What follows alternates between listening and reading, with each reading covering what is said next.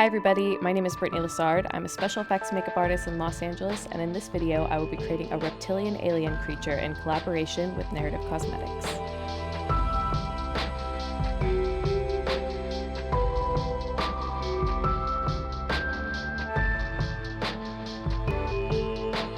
To start, I'll be filling a small plastic container with their water-based adhesive. Because I'm working alone, I like to apply a small amount to the top of the head to begin with. This helps keep the cowl exactly where I want it while I work around the edges. Now going around all of the edges, I'm applying a thin layer to both the skin and the appliance. I like using a fan to dry the glue down to a tacky clear finish and then gently pressing them together to create that really strong bond. For the face, I'm starting from the center and working my way to the outer portions, following that same process.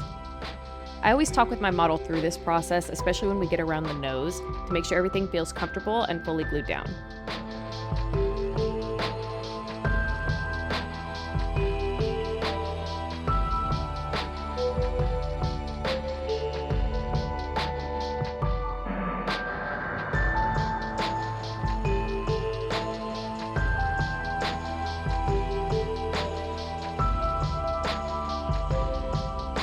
Using a small angled brush, I carefully glue down the edges around the eyes. I'll sometimes have my model close their eyes or look up or down to help keep their eyelashes away from the adhesive.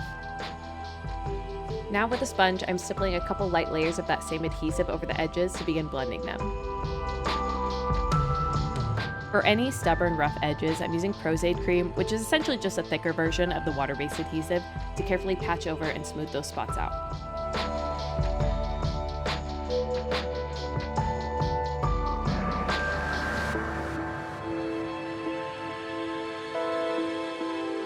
I'll spend a little extra time around the mouth since this is the area with the most movement to ensure the edges are secure and won't have any lifting later on.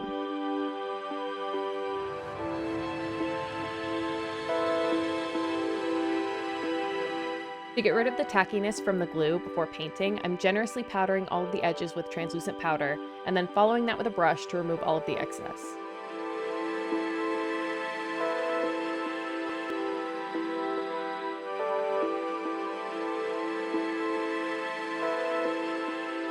I really love mixing colors to create the exact shade that I want.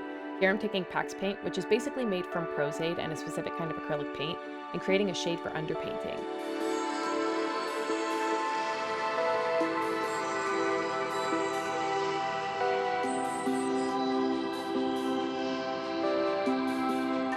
This is basically the base for all the other paint I'm going to be adding.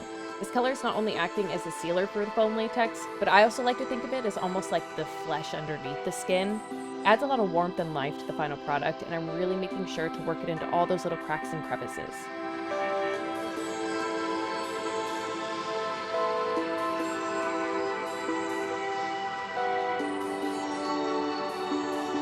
So Pax is a water-based, skin-safe product, but it is still adhesive-based as well. So I like to avoid putting it too close to the eyes and mouth. This just makes it a lot more comfortable for my model and makes removal later on a lot easier.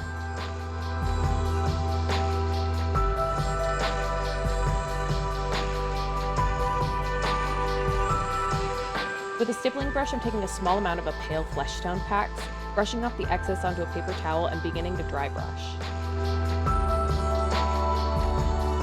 Dry brushing allows me to start building up the actual color I want my creature to be without fully covering up the underpainting that I just did. So that mauve-y red tone can still peek through in those low points and create a really great, effortless depth.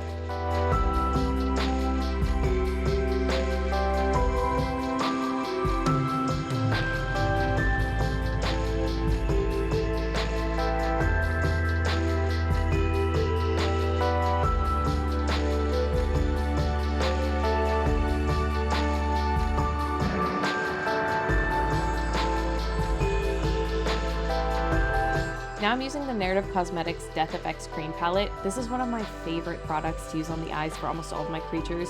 It dries down really nicely so you don't get any unwanted creasing. The Pallor Mortis shade matches this flesh tone perfectly, so I'm brushing that onto the upper and lower lids. With the light flesh airbrush paint, I'm doing a light all-over spray just to even out any noticeable brush strokes from dry brushing, and being sure not to overspray and cover up any of that mauve underpaint. Now I'm taking the Age Blood shade. We're not doing any blood, but this red is so deep and rich and really fits the color palette that I want to create for the patterning.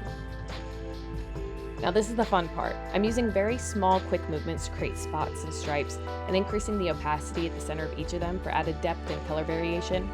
I always like to save a bunch of reference photos to look at while I'm painting, and reptiles are so much fun because they're also unique and different, so I feel like I have a lot of freedom to kind of create as I go. With just a little of the prime black shade, I'm reinforcing that center point of the red just to make it a little darker and more pronounced, and following that with the prime yellow to really blow out the color and enhance this warm desert color palette I was really inspired by. Always take proper precautions when using contact lenses, and I strongly recommend inserting contacts before applying any makeup or prosthetics. Due to issues beyond our control, we needed to kind of adjust this sequence. This was only possible thanks to previous experience with the model, prosthetic, and contact lenses.